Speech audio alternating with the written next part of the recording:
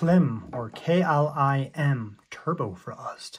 This is a laptop cooler, and it's the type of laptop cooler that is probably actually going to work, unlike the generic ones that are just basically a fan sitting on the bottom. You just sit it on there. It doesn't do much. Plugs in over USB. I don't see it here, but it's a 4-fan setup. I guess they don't say it on here, but that's what it is. It's a 4-fan setup. So we get it power. Of course, these are high wattage devices, so it's going to need power. Okay, so for ports, we can see that in there. There's 3 USB-A ports and a USB-C. USB-C is going to go into your laptop, and then you'll get access to the 3 ports there. So by plugging in USB-C, you can get 3 additional ports, so it's going to extend your porting. They do look like they're blue, so they might be relatively fast. We'll have to see. I'm actually going to test them. I don't expect them to be fast. I expect them to be for things like USB dongles and keyboards, you know, that kind of thing. That's typically what you do because you take your laptop with you. You come sit down, play serious games. You're going to plug it into here, and you just need those extra ports for things like mouse and keyboard, but they might be data. And then you get your power in because these things take a lot of power. Very good. Front side, nothing. Left side, nothing. Bottom, we do have our filter and intake. We will test it with the filter on and with the filter off. You can see your fans there. It's a multi-fan setup. Very good. Put that in there for now. We'll leave the filter on for now. I don't really have a dusty setup, so taking it off actually might help a little bit. That's quite a stand there. So you can set it up like this. 1, which is very high. 2, 3. Let's put it on just like the lowest for now. Help with the camera as well. This is a gasket style, so you're going to set your laptop on here. What it's going to do is it's going to create a seal around the laptop, which will force your laptop to suck air from here, whereas those other ones that are just like a flat thing, it's just moving air around your laptop. You can set it up for larger laptop, 16-inch, probably 13 or 14-inch. Very good. This looks like it's magnetized, which is very cool. Nice. That's actually metal, so that should also take a little bit of cool off too. And that slaps on there. Liking this already. Okay, so this is our test platform. I was going to use a big, thick gaming laptop, which is fine. You could do that. But this one here is a good candidate. This is a brand new 2024 Asus ProArt that I'm doing a review of. It's kind of like a G14, but this is a much more premium laptop, to be honest. This here has the brand new Ryzen AI 370, which is a very capable CPU. It doesn't run super hot, but it can boost up to a lot of watts. I've seen it in Cinebench already. I've done part of the review here, so that's good. We'll be able to test that. And it actually has a dedicated graphics. It has an RTX 4060, apparently 90 watts. Just put like that. Not too worried about it. It's not a very big laptop, to be honest. So that's that there. Yeah, probably something like that. And what you want to do is you want to seal off the bottom so that it forces the air to come in through the laptop itself like that there. Okay, so that's very good. So let's get this thing positioned where I want it to be. Okay, so it's going to go in the back there. I am going to plug in this USB-C to A. So as you can see here, there's a mouse plugged in there, if you can see that. I have a joystick dongle, because I'm going to try that. I'm going to play games. And then we have a device I'm going to plug in USB-C into. I'm going to plug a NVMe in, because my games are on that. And this is a test laptop that has no games on it. But before that, let's check some noise. So what I'm going to do is just see how noisy this thing is here, get some measurements of that, check out some RGB in that on-off button. We'll just turn it on and off. RPM, we'll play with that in a second. Let's check the RGB here. That's a white thing. Blue or cyan. That's blue. Magenta. Rouge. Green. More green. And a wavy thing. Back to white. So this is the RGB color and mode. So that's mode. Oh, it does different things. That's doing like a cool Tetris block thing. 7, I suppose, is static. 8 is going to do that. 9 is going to do that cool thing. 1 is just that. So I'm going to put it in that. I'm going to make it. Okay, so this is kind of idle at 15, which apparently 1500. That's a fast idle, to be honest. But it's also very quiet. It's definitely moving some air. Let's go like that there. So pretty quiet. Definitely noisier than just a laptop doing nothing, but very quiet. Also, it's a nice, it's a decent acoustic. It's not an irritating sound. Oh, it goes in 500 intervals, so it's 200, 2000. An extra 4 dB or so.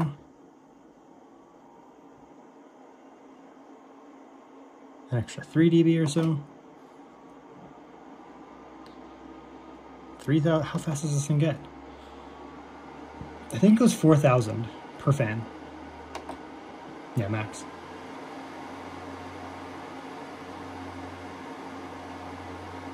$4,000's noisy, but it's still not that, I don't know, it's not, laptop fans themselves are very irritating because they're high pitch, this is low pitch. Definitely 4,000 was noisy. 3,500 is like, if you have a big gaming laptop, it's not going to be any noisier than that. I find like most gaming laptops on max are about 56 dB. Yeah, and the thing is, it's kind of like a white noise. It's hard to describe because, like, if you have a laptop fan, it sometimes can be very pitchy and irritating, whereas these are like, a house fan, much more of a white noise. You just ignore them. So I just want to feel the air here. Oh, there is actually quite a bit of air coming out the bottom there.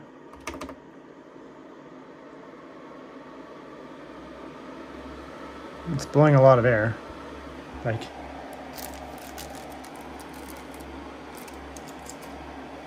let's max it.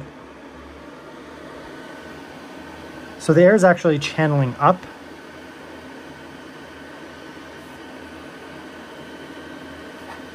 So most of the air is coming out of here. That's fine.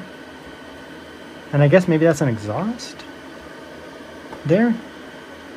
There is air coming out of there, but most of the air is coming out of here, rubbing into the back of the fan, because most laptops have their fans up top there. So I guess that's probably a good design. Here we're going to look at some results here. I did this test in Baldur's Gate 3, which is good because it does hit the GPU pretty hard and will still hit the CPU relatively hard. Despite the fact that this is such a thin laptop that has a fairly low wattage offering for the GPU, there is obvious results here that we can see that the cooling pad does work quite well. So you can see here on the left we have the laptop flat on the desk. Then we just raised it up, which, I mean, normally raising it up does make a difference. You can see that. Set it to 150, 1500, 2500, 4000, and then 5000 was basically the same. Flat, we are at 72 degrees at 20 watts. Raised 70 degrees at 20 watts. So decreased 2 degrees, just raising the back up, obviously. 1500 RPM, we went down another 2 degrees. This is basically margin of error, doesn't really matter. Rate 2500 went down to 66 degrees, and then 4000 was 67. Again, probably just margin of error. Basically, with this laptop specifically, 2500 was fine. You don't really need to go any higher on this one here. Again, if you had a much thicker laptop, a Legion or a Asus Tough or something like that, then over here on the GPU, you can see where we have temperatures and wattages. When the laptop was on its back there, it was at 70 watts on average. Temperature 75 degrees, so pretty hot, realistically. Raising up the back took it up to 72 watts. It was bouncing up and down, but that was the average. So, I mean, I could run for an hour, potentially probably would go down to 70 or so. And the temperature dropped a lot, 67.5 degrees. So clearly don't leave your laptop laying down on your desk if you're playing games, regardless of what you do. Setting the laptop to 1500 RPM didn't make a huge difference, realistically half a degree. Again, I'd probably consider that margin of error, basically the same temperature. 2500 though did see, again, about the same wattages, but there's a pretty big jump down in temperature again. So we dropped down another, from raised up, we dropped down another 3.5 degrees. Now we're under 10 degrees under flat, so pretty big jump so far. And then the last test I did at 4000 RPM, same wattage basically, and all the way down to 61 degrees. So again, this is a very thin laptop, not a high wattage GPU whatsoever. And even on that, we're seeing, from raised is what I'd consider, baseline. We're seeing a 6 or 6.5 degrees decrease in temperatures on the GPU and a few degrees off the CPU as well. Now, if you were to extrapolate this to a much thicker laptop, what kind of results would you get? Probably much cooler. Okay, so that's the review here of the Turbofrost by KLIM or KLIM. What do I think of it? I mean, it works very well. There's no annoying sound to any of the modes there. It does get loud, obviously. As you turn it up more and more, it's going to get loud. It moves a ton of air. Even on this relatively thin, relatively low wattage system, we saw very considerable temperature drops. We're seeing definite temperature drops, especially in gaming, where basically when you're on the max there, the temperatures are the lowest, CPU and GPU, and then as you increase them, they basically go warmer and warmer and warmer and warmer and warmer and warmer. Even the lowest setting here was still slightly cooler than having the laptop raised. So even on its basic mode is going to affect more than the laptop being raised. Of course, having laptop down is quite bad. And this is a relatively low wattage system. It's a low wattage GPU, very low wattage GPU, and the CPU is relatively low wattage. So even on a thin laptop like this that's not meant to be a powerhouse, it's still very effective. Now, if you were to take a much thicker if you were to take a much more powerful laptop, let's say if you wanted to go with Asus, you got a 4080, 4080, or 4090 model of the G14, G16, it would make a huge difference, because those laptops, I found those have inadequate cooling even at baseline, let alone on a 4060, let alone adding a 4080 or 4090, make a huge difference. Of course, if you add up to a more powerful gaming laptop, let's say like a Legion, especially a thin one, like a Legion 7 Slim that can get super hot, or, you know, a Legion Pro, Strix or something from Asus, whatever brand, doesn't matter. The higher the performance on that, you're potentially going to be leaving wattages on the table because the system gets too hot. If the system gets too hot, it's going to have to throttle, your wattages will come down, and what happens when your wattages come down? Your FPS comes down. So if you can keep those temperatures low, what's going to happen? Your watts go up. You know what else goes up? Your FPS. So you get better performance. I'll put some links down in the video description down below if I can find, you know, on an Amazon or something.